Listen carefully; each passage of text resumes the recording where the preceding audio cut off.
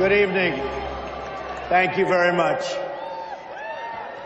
I speak to you today as a lifelong supporter and true friend of Israel.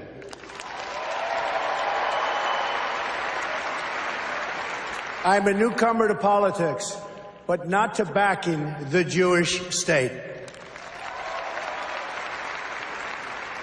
In 2001, weeks after the attacks on New York City and on Washington, and frankly, the attacks on all of us, attacks that they were perpetrated by the Islamic fundamentalists, Mayor Rudy Giuliani visited Israel to show solidarity with terror victims. I sent my plane because I backed the mission for Israel 100%.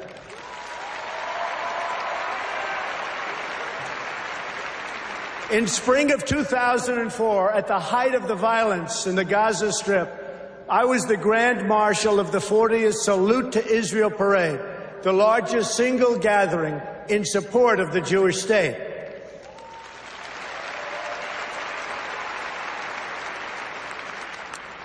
It was a very dangerous time for Israel and, frankly, for anyone supporting Israel.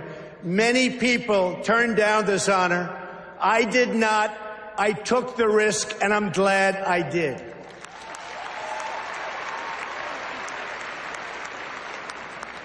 But I didn't come here tonight to pander to you about Israel.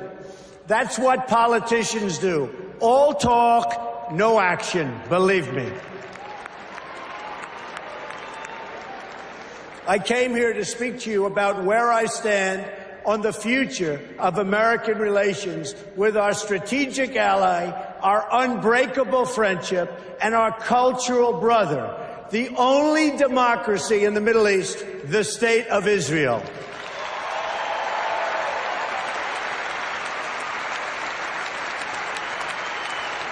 Thank you. My number one priority is to dismantle the disastrous deal with Iran.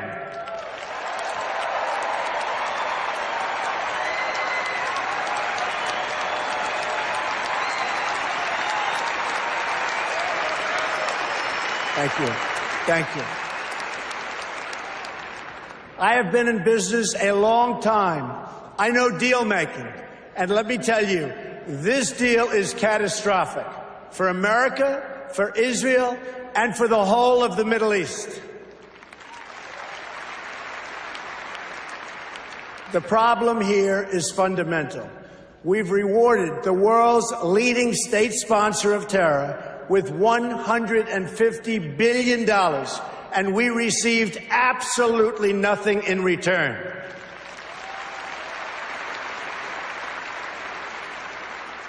I've studied this issue in great detail, I would say actually greater by far than anybody else. Believe me. Oh, believe me. And it's a bad deal.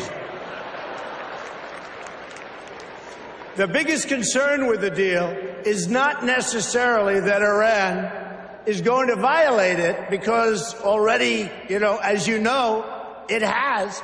The bigger problem is that they can keep the terms and still get the bomb by simply running out the clock. And of course, they'll keep the billions and billions of dollars that we so stupidly and foolishly gave them.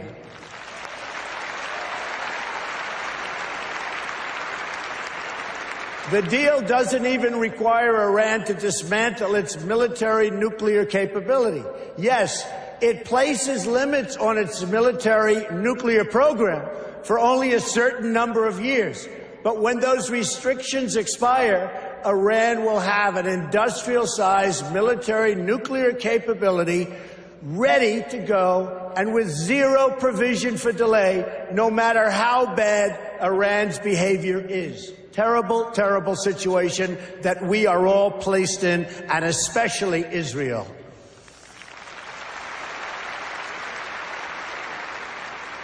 When I'm president, I will adopt a strategy that focuses on three things when it comes to Iran. First, We will stand up to Iran's aggressive push to destabilize and dominate the region.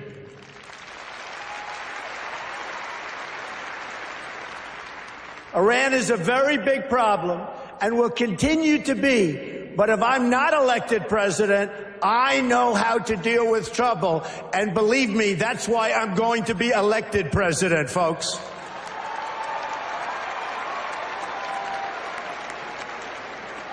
And we are leading in every poll. Remember that, please. Iran is a problem in Iraq, a problem in Syria, a problem in Lebanon, a problem in Yemen, and will be a very, very major problem for Saudi Arabia. Literally every day, Iran provides more and better weapons to support their puppet states. Hezbollah, Lebanon, received, and I'll tell you what, it has received sophisticated anti-ship weapons, anti-aircraft weapons, and GPS systems and rockets like very few people anywhere in the world, and certainly very few countries have. Now they're in Syria trying to establish another front against Israel from the Syrian side of the Golan Heights. In Gaza, Iran is supporting Hamas and Islamic Jihad. And in the West Bank, they're openly offering Palestinians $7,000 per terror attack and $30,000 for every Palestinian terrorist home that's been destroyed. A deplorable, deplorable situation.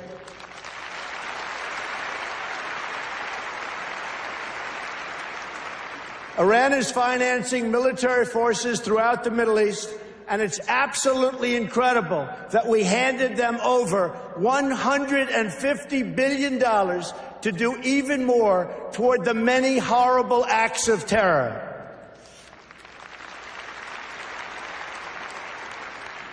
Secondly, we will totally dismantle Iran's global terror network, which is big and powerful, but not powerful like us.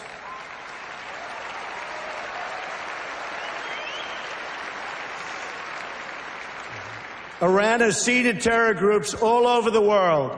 During the last 5 years, Iran has perpetuated terror attacks in 25 different countries on 5 continents. They've got terror cells everywhere, including in the Western Hemisphere, very close to home. Iran is the biggest sponsor of terrorism around the world, and we will work to dismantle that reach. Believe me, believe me.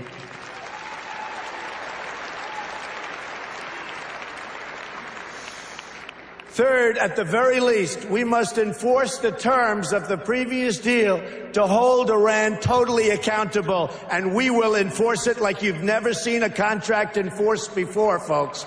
Believe me.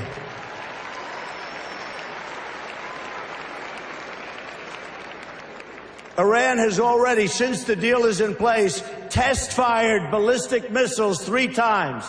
Those ballistic missiles, with a range of 1,250 miles, were designed to intimidate not only Israel, which is only 600 miles away, but also intended to frighten Europe and someday maybe hit even the United States. And we're not going to let that happen. We're not letting it happen, and we're not letting it happen to Israel, believe me.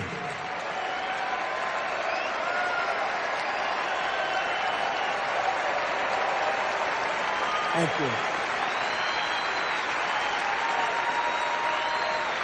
Thank you. Do you want to hear something really shocking?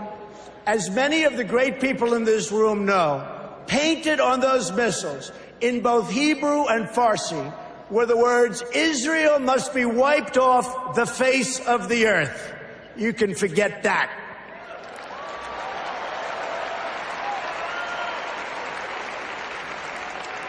What kind of demented minds write that in Hebrew? And here's another. You talk about twisted. Here's another twisted part. Testing these missiles does not even violate the horrible deal that we've made. The deal is silent on test missiles. but those tests do violate the United Nations Security Council resolutions. The problem is no one has done anything about it. We will, I promise we will.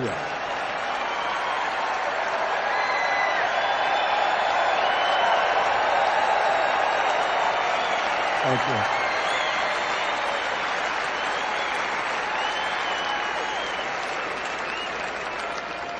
Which brings me to my next point, the utter weakness and incompetence of the United Nations.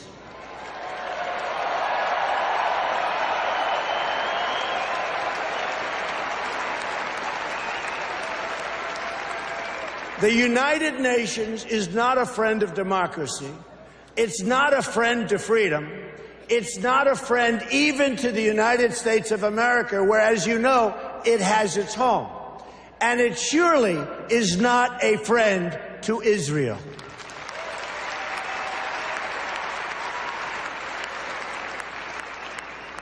With President Obama in his final year, yay.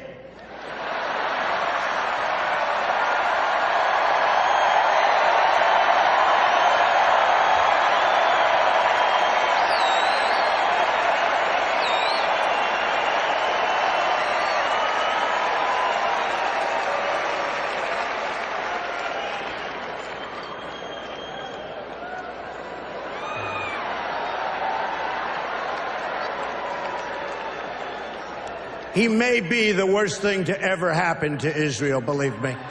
Believe me. And you know it, and you know it better than anybody. So with the president in his final year, discussions have been swirling about an attempt to bring a Security Council resolution on terms of an eventual agreement between Israel and Palestine. Let me be clear. An agreement imposed by the United Nations would be a total and complete disaster.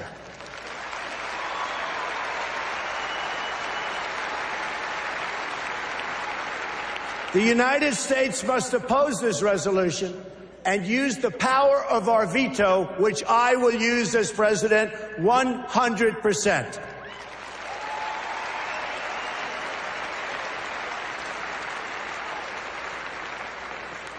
When people ask why, it's because that's not how you make a deal.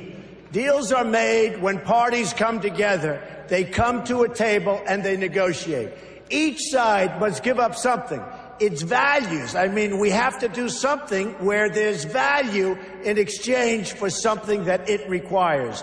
That's what a deal is. A deal is really something that when we impose it on Israel and Palestine, we bring together a group of people that come up with something that's not going to happen with the United Nations. It will only further, very importantly, it will only further delegitimize Israel. It will be a catastrophe and a disaster for Israel. It's not going to happen, folks.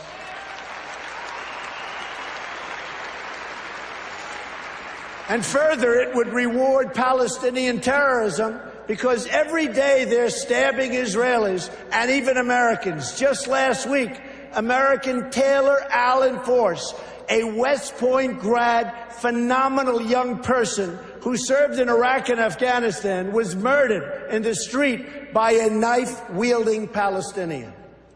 You don't reward behavior like that. You cannot do it.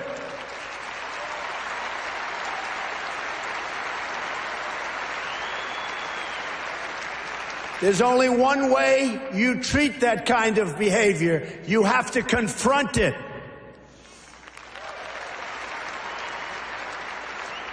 So it's not up to the United Nations to really go with a solution.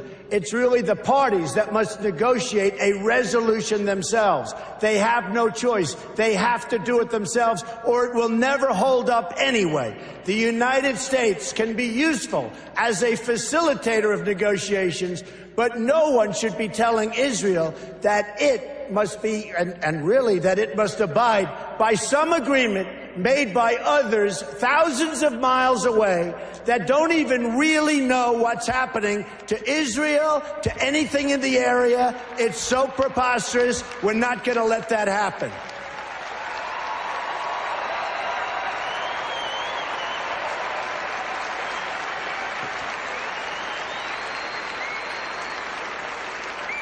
When I'm president, believe me, I will veto any attempt by the UN to impose its will on the Jewish state. It will be vetoed 100%. You see, I know about deal making. That's what I do. I wrote The Art of the Deal. One of the best-selling all-time, and I mean seriously, I'm saying one of because I'll be criticized if I say the, so I'm going to be very diplomatic. One of, I'll be criticized. I think it is number one, but why take a chance? One of the all-time best-selling books about deals and deal-making. To make a great deal, you need two willing participants. We know Israel is willing to deal. Israel has been trying. That's right. Israel has been trying to sit down at the negotiating table without preconditions for years. You had Camp David in 2000, where Prime Minister Barak made an incredible offer, maybe even too generous. Arafat rejected it. In 2008, Prime Minister Olmert made an equally generous offer.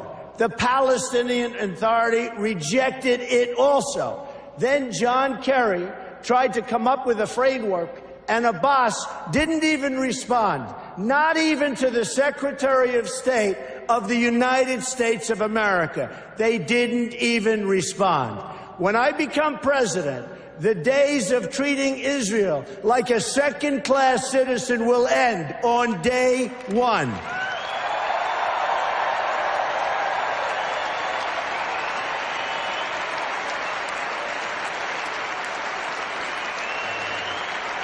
Thank you. And when I say something, I mean it. I mean it. I will meet with Prime Minister Netanyahu immediately. I have known him for many years and will be able to work closely together to help bring stability and peace to Israel and to the entire region. Meanwhile, every single day, you have rampant incitement and children being taught to hate Israel and to hate the Jews. It has to stop.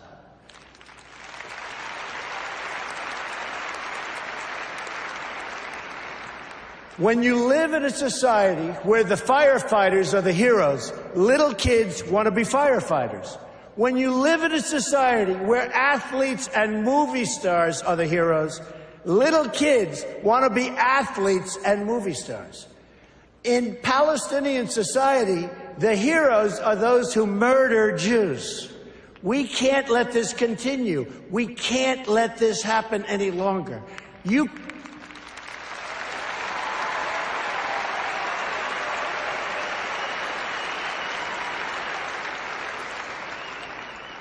cannot achieve peace if terrorists are treated as martyrs.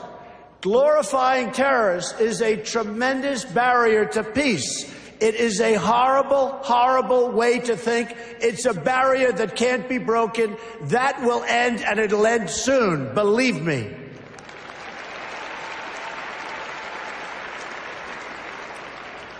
In Palestinian textbooks and mosques, you've got a culture of hatred that has been fermenting there for years, and if we want to achieve peace, they've got to go out and they've got to start this educational process. They have to end education of hatred. They have to end it, and now.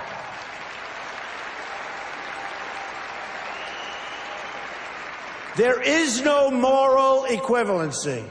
Israel does not name public squares after terrorists. Israel does not pay its children to stab random Palestinians. You see, What President Obama gets wrong about deal-making is that he constantly applies pressure to our friends and rewards our enemies.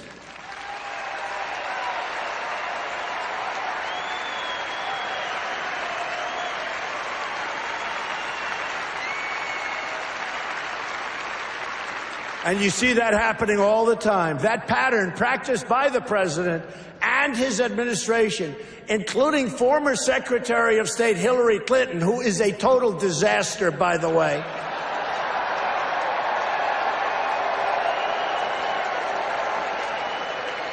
She and President Obama have treated Israel very, very badly. But it's repeated itself over and over again and has done nothing to embolden those who hate America. We saw that with releasing the $150 billion to Iran in the hope that they would magically join the world community. It didn't happen. President Obama thinks that applying pressure to Israel will force the issue, but it's precisely the opposite that happens. Already, half of the population of Palestine has been taken over by the Palestinian ISIS and Hamas, and the other half refuses to confront the first half, so it's a very difficult situation that's never going to get solved unless you have great leadership right here in the United States. We'll get it solved one way or the other. We will get it solved.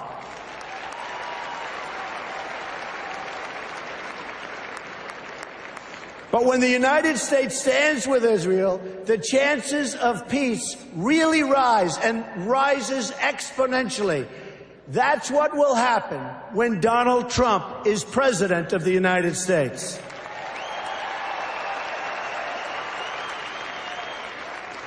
We will move the American embassy to the eternal capital of the Jewish people, Jerusalem.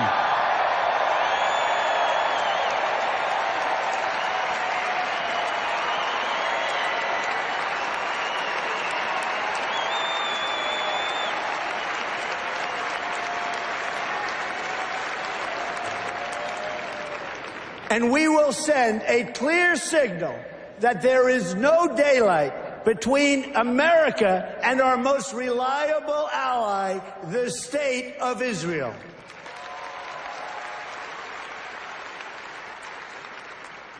The Palestinians must come to the table knowing that the bond between the United States and Israel is absolutely, totally unbreakable.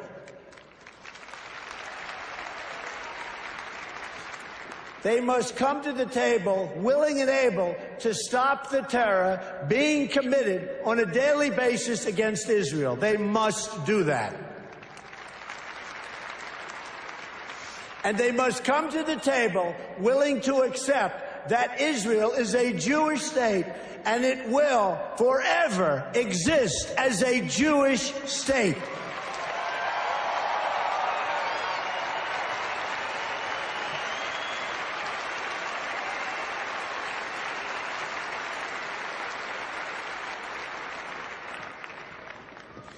I love the people in this room.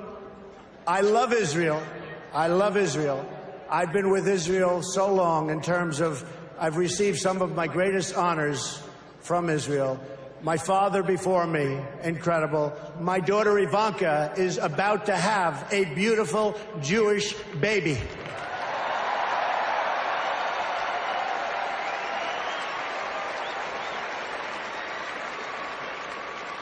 In fact, it could be happening right now, which would be very nice as far as I'm concerned. So I want to thank you very much. This has been a truly great honor. Thank you, everybody. Thank you. Thank you very much.